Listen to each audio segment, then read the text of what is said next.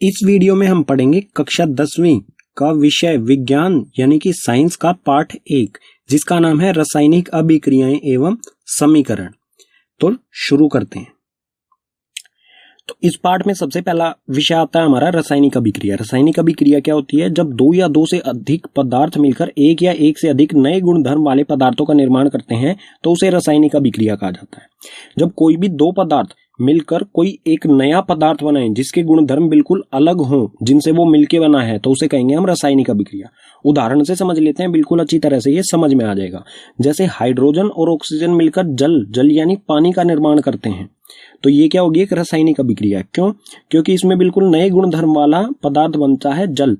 जल का गुणधर्म क्या होते हैं? ये आग को बुझाता है, ठीक है, आग लगाता नहीं है, आग को बुझाता है। वहीं जिनसे ये मिलके बना है हाइड्रोजन और ऑक्सीजन, ये दोनों अत्यंत ज्वलनशील गैसें हैं, इनमें बहुत जल्दी आग लग जाती है। लेकिन पानी जो है इन दोनों से ही मिलके बना है, लेकिन इसके गुणधर्म बिल्कुल अलग हैं। तो इस तरह की जो अभिक्रिया होगी उसे कहा जाएगा रासायनिक अभिक्रिया। और किसी भी रासायनिक अभिक्रिया को भौतिक विधियों से उलट नहीं किया जा सकता है। उलट करने का मतलब होगा कि जो नया पदार्थ बना है, अगर हम चाहें उस नए पदार्थ को वापस उन्हीं पदार्थों में बदलना जिनसे वो बना है, तो वो भौतिक विधियों द्वारा नहीं किया जा सकता है।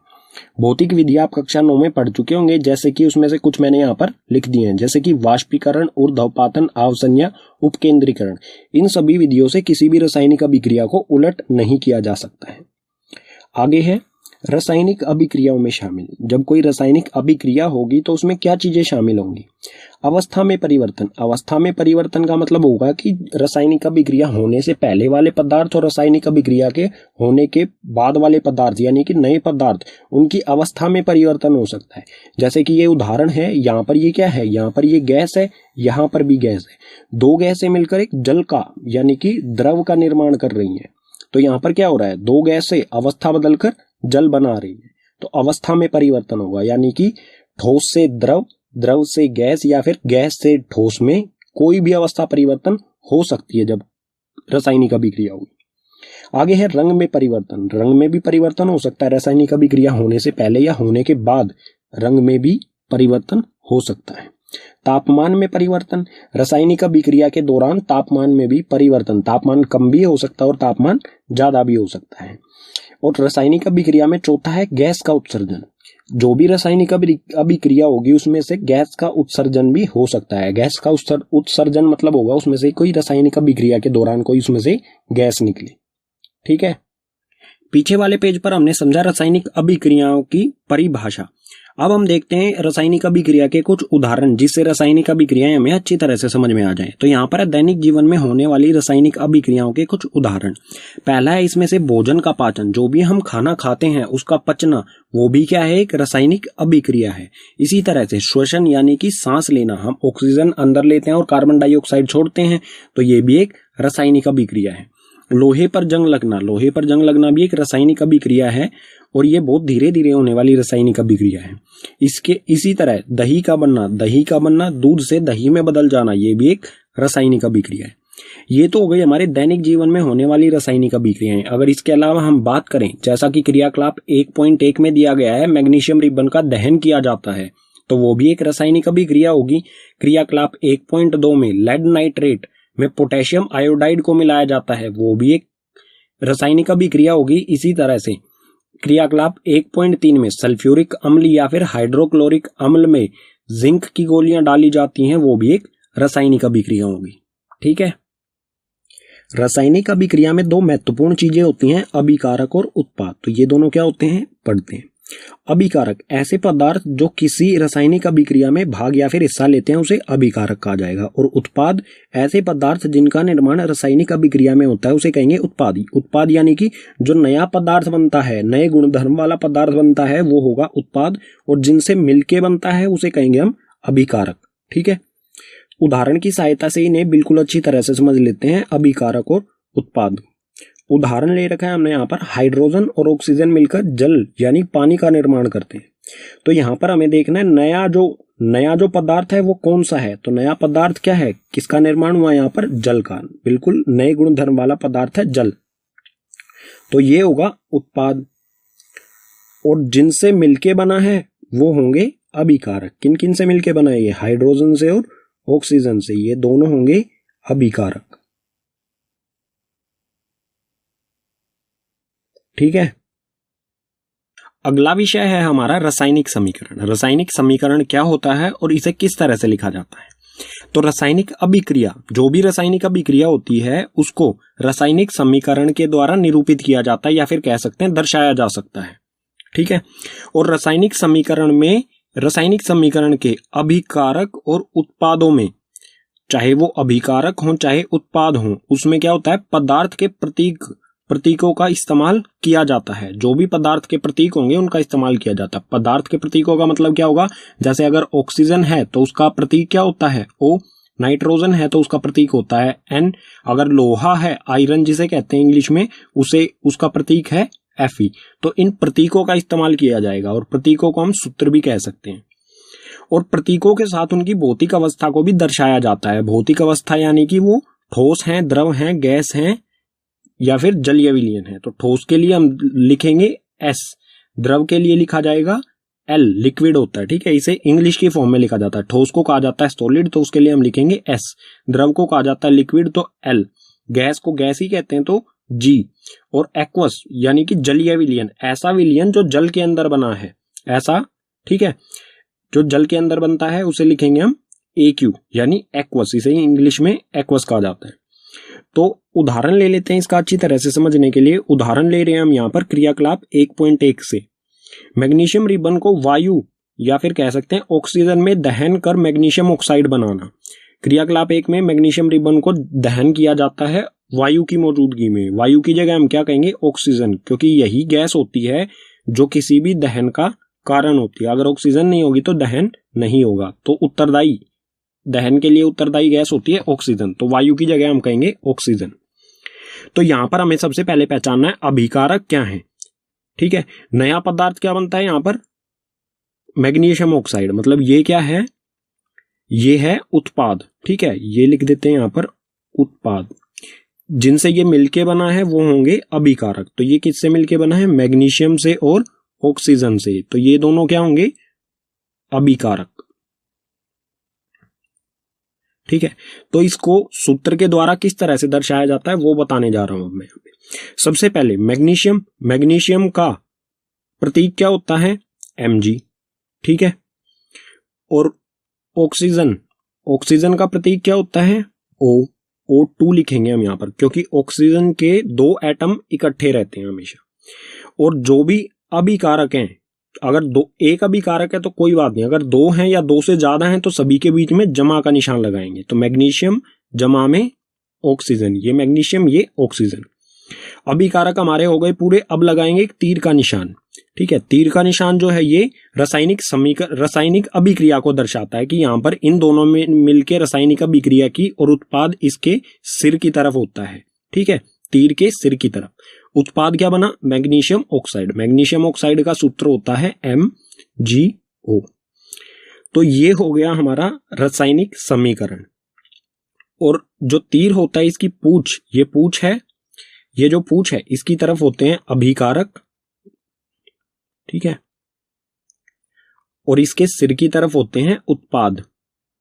अगर एक से ज्यादा उत्पाद आता है तो उनके बीच में भी जमा का निशान आएगा, जैसे यहां पर हमने जमा किया है, ऐसे ही अगर एक से ज्यादा उत्पाद आते हैं तो उसमें भी सबके बीच में जमा का निशान आएगा।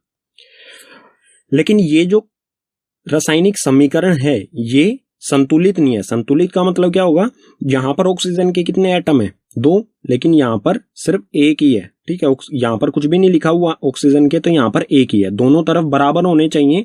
तो इस तरह की जो समीकरण संतुलित नहीं है उस तरह के समीकरण को कहा जाएगा कंकाली समीकरण।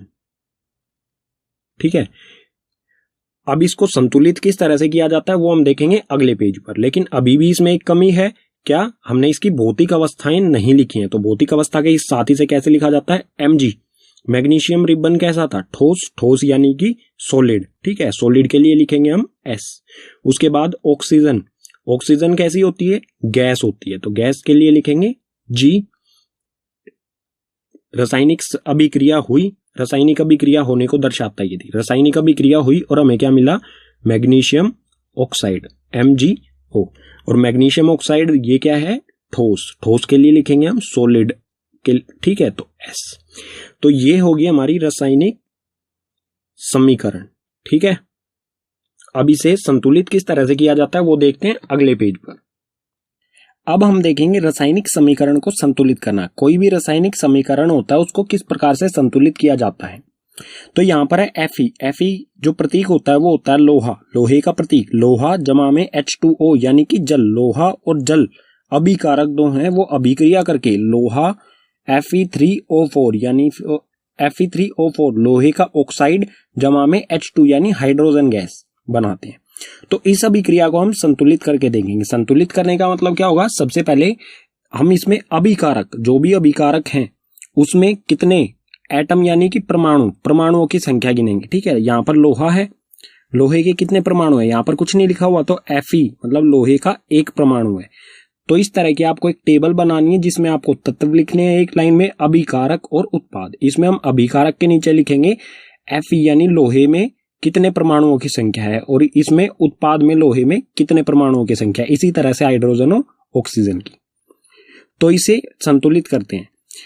Fe यानी कि लोहे, लोहे का एक परमाणु है अभिकारक में, ठीक है।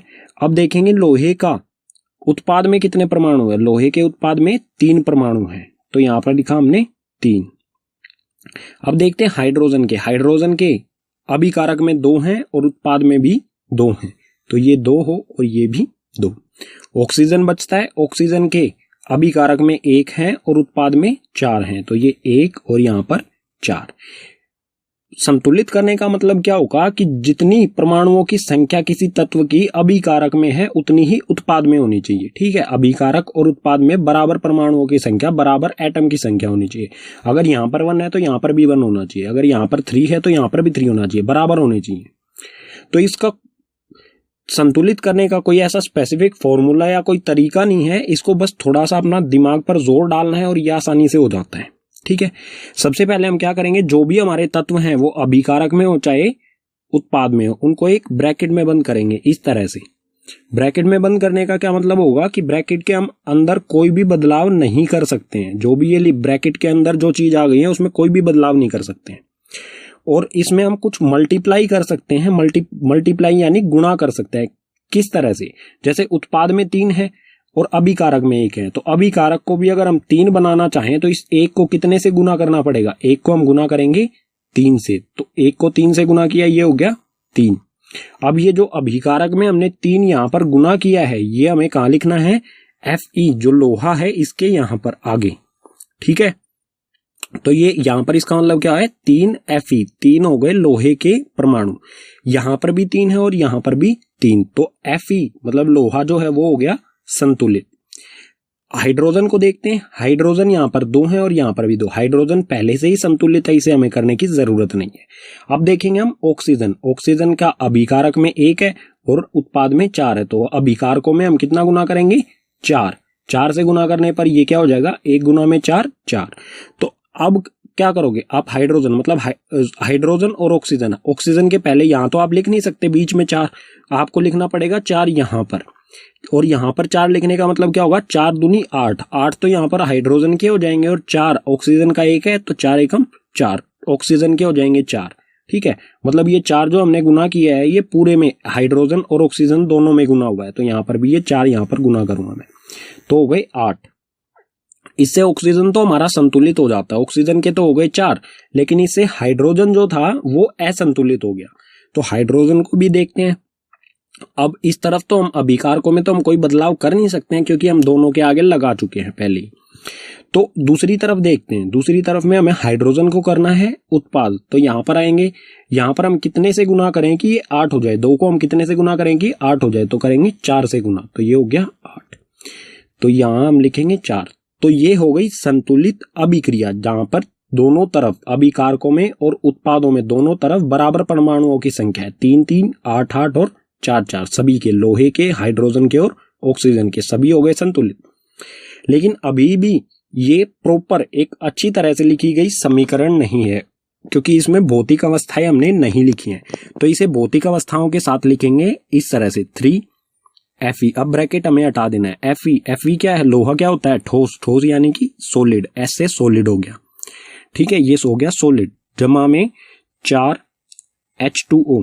H2O क्या होता है? जल। जल जो होता है वो होता है द्रव यानी कि लिक्विड, L फॉर लिक्विड। अभिक्रिया हुई और ये बना Fe3O4 जो कि एक ठोस होता है। ठीक है, ठोस यानी सॉलिड। जमा में 4H2 हाइड्रोजन जो कि एक गैस होती है। तो इस तरह की यह अभिक्रिया होगी जो संतुलित होगी। हमें इसको इस तरह से बनाना है। तो एक और उदाहरण देख लेते हैं हम, जो क्रियाकलाप 1.1 से है। मैग्नीशियम रिबन को ऑक्सीजन की उपस्थिति में जलाया जाता है, तो वो है Mg जमा में O2। अभिक्रिया करके क्या बनाता है? ये मैग्नीशियम ऑक्साइड MgO। तो ऊपर वाली जो समीकरण था, ऊपर वाला समीकरण, इसमें तो थोड़ा सा हमें मुश्किल पड़ा, लेकिन ये बिल्कुल आसानी से हो जाएगा। कुछ ऐसे समीकरण होते हैं जो बिल्कुल आसानी से हो जाते हैं, कुछ में थोड़ा सा ज्यादा कैलकुलेशन करनी पड़ती है। इसके लिए हमें टेबल बनाने की भी जरूरत नहीं पड़ेगी। किस तरह से? Mg यहां पर एक है, यहां पर भी एक है, मतलब अभिकारक में भी एक और उत्पाद में भी एक। ऑक्सीजन तो Mg तो संतुलित है। ऑक्सीजन यहां पर 2 है, यहां पर अकेला है। तो हम क्या करेंगे? यहां पर 2 लगा देंगे। मतलब 2 लगाने से क्या हुआ? यहां पर मैग्नीशियम के भी 2 हो गए और ऑक्सीजन के भी 2 हो गए। लेकिन और जैसे ही हमने ऑक्सीजन को यहां पर संतुलित किया तो मैग्नीशियम असंतुलित हो गया। तो मैग्नीशियम को यहां पर अगर हम 2 लगा देंगे तो ये मैग्नीशियम भी संतुलित हो जाएगा। तो ये पूरी इक्वेशन हो गई संतुलित। अब इसको भौतिक जो अवस्था होती है उसके साथ लिखेंगे, तो ये हो जाएगा 2Mg ठोस यानी कि सॉलिड जमा में O2 जो होती है गैस, और उसके बाद 2MgO मैग्नीशियम ऑक्साइड जो होगी ठोस। ठीक है, ठोस यानी सॉलिड। तो इस तरह से किसी भी रासायनिक समीकरण को संतुलित किया जाता है। आप जितना अध्ययन यानी प्रैक्टिस करोगे उतना ही ये आपके लिए आसान होता जाएगा। पीछे वाले पेज पर हमने रासायनिक समीकरण को संतुलित किया था। अब हम देखते हैं रासायनिक समीकरण को संतुलित करना क्यों आवश्यक है। जो भी संतुलित किया था वो क्यों जरूरी है उसको संतुलित करना। तो इसका एकमात्र कारण है द्रव्यमान संरक्षण का नियम। ये आप कक्षा 9 में पढ़ चुके हैं। ये नियम क्या कहता है? किसी भी रासायनिक अभिक्रिया में ना तो द्रव्यमान का निर्माण होता है, ठीक है, ना तो द्रव्यमान का निर्माण होता है और ना ही विनाश होता है।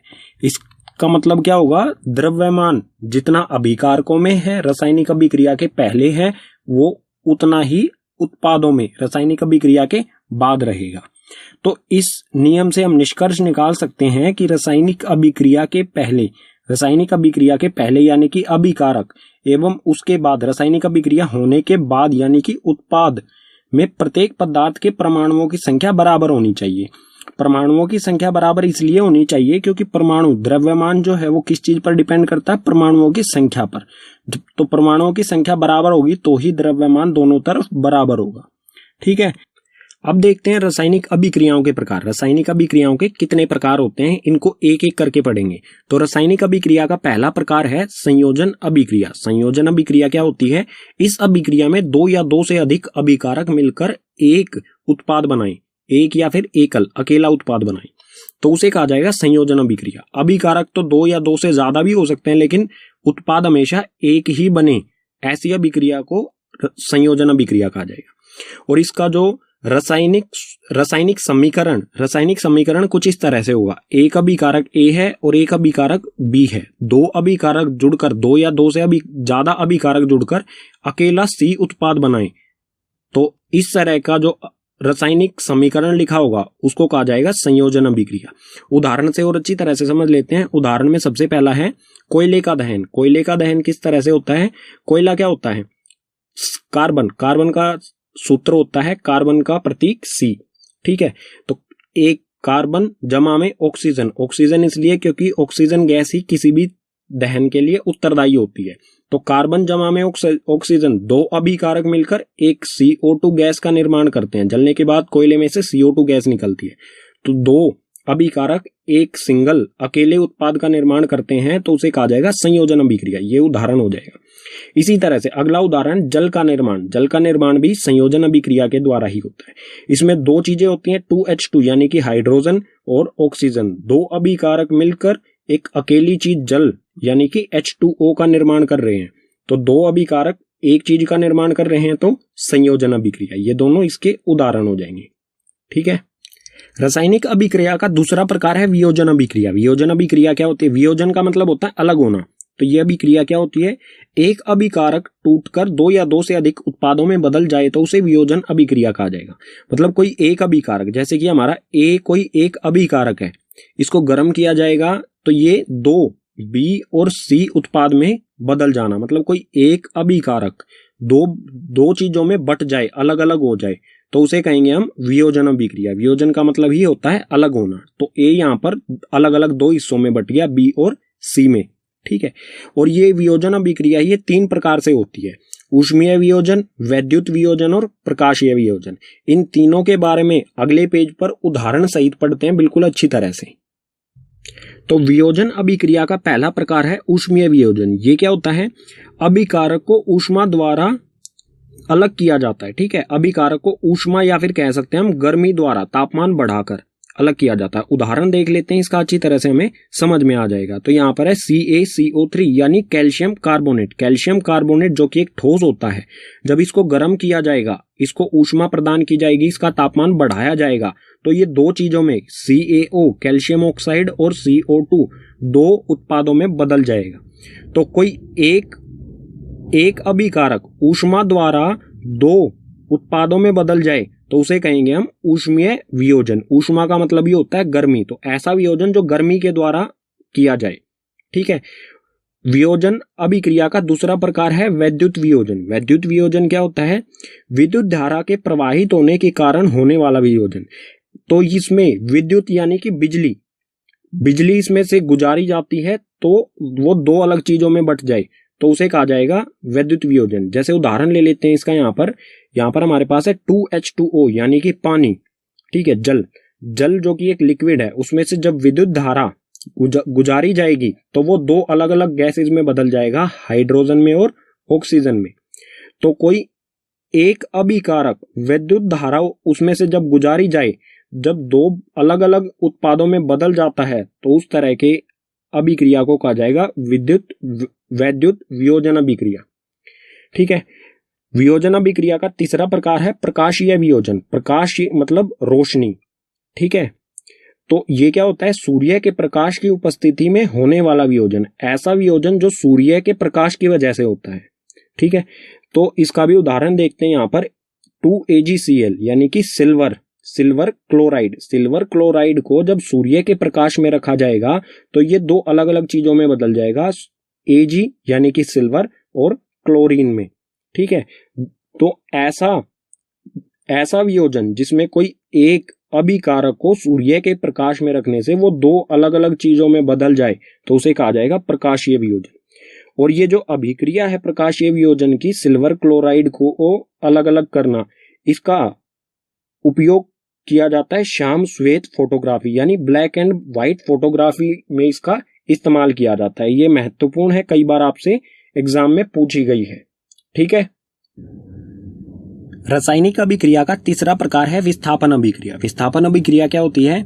इस अभिक्रिया में अधिक क्रियाशील तत्व कम क्रियाशील तत्व को उसके यौगिक से विस्थापित कर देता है। मतलब कोई ज्यादा क्रियाशील तत्व है, वो कम क्रियाशील तत्व को कम क्रियाशील के यौगिक में से ही उसको विस्थापित कर देता है। उदाहरण से बिल्कुल अच्छी तरह से इसे समझते हैं।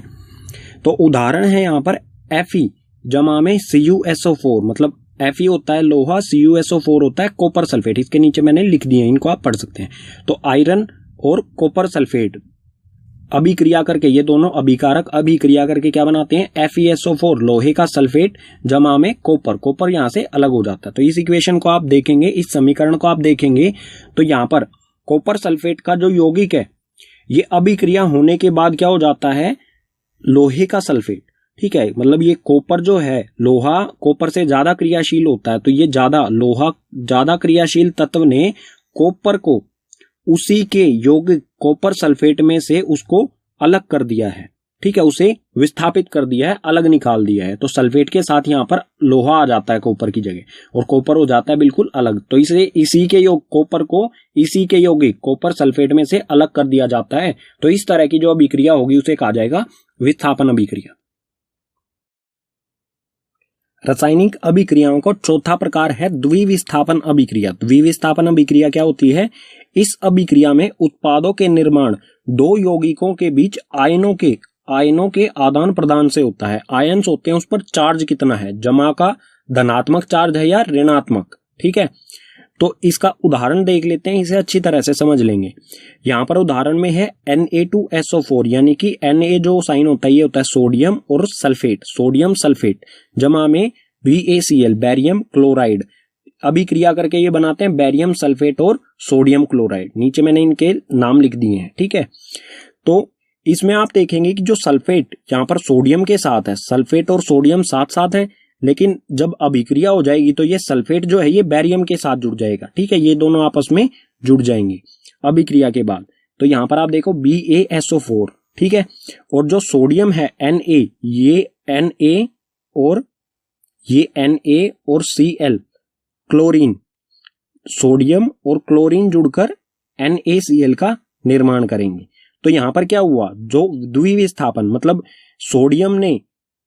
बैरियम ने सोडियम को सल्फेट में से विस्थापित कर दिया और सोडियम ने क्लोरीन में से बैरियम को विस्थापित कर दिया, तो दोनों जगह विस्थापन हुआ है, इसलिए इसका नाम लिखा गया है द्विविस्थापन, क्योंकि इसमें दो विस्थापन हो रहे हैं। ठीक है, अब आयनों की बात आती है, आयनों के बीच किस तरह से आदान प्रदान हुआ वो देखते हैं। बैरियम जो होता है Ba, उस पर चार्ज होता है 2 जमा, धनात्मक 2 चार्ज होता है, धनात्मक मतलब जमा, और सल्फेट जो है इस पर चार्ज होता है SO4, इस पर चार्ज होता है 2 घटा ऋणात्मक, मतलब 2 आयन इसके पास ज्यादा होते हैं, इसके पास कम होते हैं, तो ये एक दूसरे को आदान प्रदान, दोनों एक दूसरे को साथ जुड़ जाते हैं और टोटल चार्ज हो जाता है, यहाँ पर 2 घटा का, यहाँ पर 2 जमा का, टोटल जो चार्ज है आयनों का वो 0 हो जाता है और बन जाता है BaSO4। ठीक है, और ये जो BaSO4 होता है, BaSO4 सफेद अविल्य अवशेप का निर्माण करता है। अविल्य अवशेप वो होता है जो जल के अंदर बनता है, लेकिन जल के अंदर वो अघुलनशील होता है। वो कुछ इस तरह से बनेगा, जैसे इस बीकर है, इसमें जल है, ठीक है, ये जल है, इसमें जब अभिक्रिया होगी तो इसमें एक अविल्य जो पानी में अघुलनशील तत्व का निर्माण होगा, जो कि इसमें नीचे की तरफ इस तरह से बैठ जाएगा, पानी में वो घुलेगा नहीं। ठीक है, तो ये नीचे जो सफेद कलर का आपको दिखाई दिया है, इस तरह का कुछ बैरियम सल्फेट बनेगा। ठीक है, रासायनिक अभिक्रियाओं का 5वां प्रकार है उपचयन और अपचयन। दोनों मिलते जुलते शब्द हैं, तो अच्छी तरह से इन्हें पढ़ें। उपचयन और अपचयन। उपचयन क्या होता है, पदार्थ में ऑक्सीजन की वृद्धि होना, या तो पदार्थ में ऑक्सीजन की वृद्धि हो अभिक्रिया के दौरान, या फिर हाइड्रोजन का ह्रास हो। ठीक है, यहां पर रह की मात्रा आएगी, हाइड्रोजन का ह्रास यानी हाइड्रोजन की कमी हो, दोनों कंडीशन में उपचयन कहा जाएगा उसे। ठीक है, अपचयन क्या होता है, बिल्कुल उपचयन का उल्टा अपचयन होता है। अपचयन में पदार्थ में हाइड्रोजन की वृद्धि यानी हाइड्रोजन अगर जुड़ जाए, या फिर ऑक्सीजन का ह्रास यानी कि ऑक्सीजन उसमें से हट जाए, तो उसे क्या कहा जाएगा, अपचयन। उदाहरण की सहायता से बिल्कुल अच्छी तरह से समझते हैं इसे। यहां पर ये उदाहरण है, कार्बन जमा में, ये है C, कार्बन जमा में ऑक्सीजन, कार्बन और ऑक्सीजन दोनों अभिक्रिया करके कार्बन डाइऑक्साइड CO2 का निर्माण करते हैं। तो यहां पर कार्बन अकेला है, इधर जाने पर इसमें क्या हो गया, ऑक्सीजन जुड़ गई, तो यहां कार्बन का क्या हुआ है, उपचयन। ठीक है, कोई भी एक चीज हो जाए, या तो ऑक्सीजन जुड़ जाए या हाइड्रोजन हट जाए, दोनों कंडीशन क्या होंगी, उपचयन। और अपचयन में क्या होगा, या तो हाइड्रोजन जुड़ जाए या ऑक्सीजन कम हो जाए, दोनों कंडीशन में क्या कहा जाएगा, अपचयन। एक और उदाहरण देख लेते हैं इसका, जैसे यहां पर हो रहा है CuO, कॉपर ऑक्साइड जमा में हाइड्रोजन, कॉपर ऑक्साइड और हाइड्रोजन अभिक्रिया करके जब इन दोनों को गर्म किया जाता है तो ये बनाते हैं कॉपर जमा में H2O यानी जल। तो यहां पर आप देख सकते हैं कॉपर में से ऑक्सीजन हट गई है, और ऑक्सीजन का हटना, ऑक्सीजन का ह्रास होना क्या होता है, अपचयन। तो यहां पर हुआ है अपचयन। ठीक है, और इसी तरह आप देखेंगे हाइड्रोजन, यहां पर अकेला हाइड्रोजन है, जब यह अभिक्रिया होने के बाद इसमें क्या हो जाता है, ऑक्सीजन जुड़ जाती है। तो ऑक्सीजन का जुड़ना क्या होता है, ऑक्सीजन में वृद्धि होना या ऑक्सीजन का जुड़ना उपचयन। ठीक है, तो इसमें हुआ है उपचयन। तो ऐसी कोई अभिक्रिया जिसमें अपचयन और उपचयन दोनों एक साथ ही हो जाएं, दोनों एक ही अभिक्रिया में हो रहे हैं, तो इस प्रकार की इस प्रकार के रासायनिक समीकरण को कहा जाता है रेडॉक्स। ठीक है, रेडॉक्स अभिक्रिया। पीछे वाले पेज पर पढ़ा हमने उपचयन और अपचयन। अब हम देखते हैं दैनिक जीवन में उपचयन अभिक्रियाओं के प्रभाव। दैनिक जीवन में उपचयन, उपचयन यानी कि ऑक्सीजन का जुड़ना, दैनिक जीवन में ऑक्सीजन के जुड़ने के क्या प्रभाव पड़ते हैं। तो सबसे पहले इसमें संक्षारण। संक्षारण क्या होता है? जब कोई धातु आर्द्रता यानी कि नमी, वायु, पानी, अम्ल आदि के संपर्क में आता है तो धातु संक्षारित हो जाता है। संक्षारित मतलब कमजोर होने लग जाता है जब इन सब चीजों के आर्द्रता, वायु और पानी, अम्ल आदि के संपर्क में आता है। इसे हम जंग लगना भी कह सकते हैं। उदाहरण देख लेते हैं, अच्छी तरह से हमें समझ में आ जाएगा। जैसे उदाहरण, लोहे पर जंग लगना। लोहा जब होता है वो पानी, इस पर पानी लगता रहे या हवा इससे टकराती रहे तो ये क्या होने, इस पे जंग लगने लगता है। काला लोहा जो होता है उसकी परत पर लाल लाल सा पाउडर बनने लग जाता है जो कि जंग होता है इसमें। ठीक है, तो लोहे पर जंग लगना भी संक्षारण का ही उदाहरण है। इसी तरह चांदी पर काली परत बनना, ये भी एक संक्षारण का ही उदाहरण है। तांबे पर हरी परत बनना। तांबे के बर्तन होते हैं, कुछ दिनों बाद अगर वो ऐसे ही रखे रहते हैं तो उनपे काली परत, हरी परत बनने लग जाती है, तो वो होता है तांबे का संक्षारण, यानी तांबे पर जंग लगना। और जो संक्षारण होता है इसके कारण धातु जो है वो कमजोर हो जाता है, और संक्षारण से बचने के लिए कोई भी धातु है उस पर हमें करना पड़ता है पेंट। ठीक है, पेंट किया जाता है संक्षारण से किसी भी धातु को बचाने के लिए। तो आपके घर में जो भी लोहे की वस्तुएं होंगी, गेट या फिर जो भी है, उस पर पेंट किया जाता है। ठीक है, दूसरा उपचयन अभिक्रियाओं का प्रभाव है विक्रगंधिता। विक्रगंधिता क्या होता है? वसा युक्त और तैलीय खाद्य सामग्री, जो भी हमारा खाना होता है जिसमें वसा हो या फिर तेल से बना हुआ खाना जो होता है, वो वायु के संपर्क में आने पर उपचयित हो जाते हैं। उपचयित होने का मतलब क्या होगा? वायु से वो अभिक्रिया कर लेता है लंबे समय तक। जब वायु के संपर्क में रहेगा तो वो वायु के साथ अभिक्रिया कर लेता है, और उपचयित यानी कि ऑक्सीजन उसके साथ जुड़ जाती है, जिससे उनके स्वाद और गंध में परिवर्तन हो जाता है। जब लंबे समय तक खाना रखा रहता है उसका स्वाद बिल्कुल बदल जाता है। ठीक है, और उसमें से गंध यानी कि बदबू आने लग जाती है, खाने लायक नहीं रहता है वो।